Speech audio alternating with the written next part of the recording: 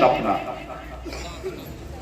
अच्छा सपना, ये जैसे आईएएस बनने का चाह इसलिए शायद सब में ही होता है और हमें भी यही रहा है कि हम लोग जब कुछ लोगों को तकलीफ में देखते थे या कुछ सहाय करने का सोचते थे या कहीं पे बदलाव लाने का सोचते थे, तब ये सोचते थे कि कैसे हम लोग ये चीज करें, क्योंकि हम अकेले बैठ के कहीं पे नहीं कर सकते थे। तो हमें ये समझ में आया कि अगर आईएएस करेंगे और कलेक्टर बनेंगे तो बहुत सारी चीजें हम लोग बदलाव ला सकते हैं।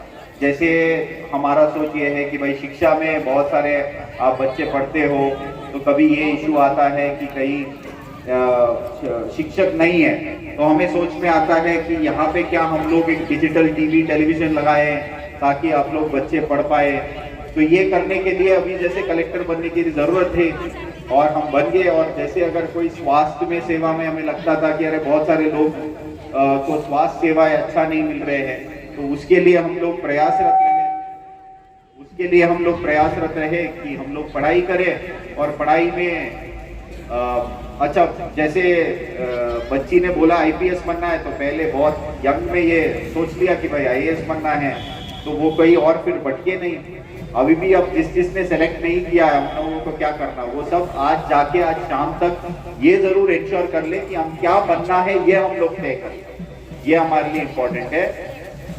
और एक कहावत है, कन्नड़ा में है, जहाँ से मैं कर्नाटका से हूँ, तो कन्नड़ा में है वो बसवैया का एक कोट्स है, तो बसवण्णा का, तो उसमें मैं हिंदी में समझा देता हूँ क्योंकि मैं कन्नड़ा में बोलूँगा तो आपको शायद समझ में नहीं आएगा। बट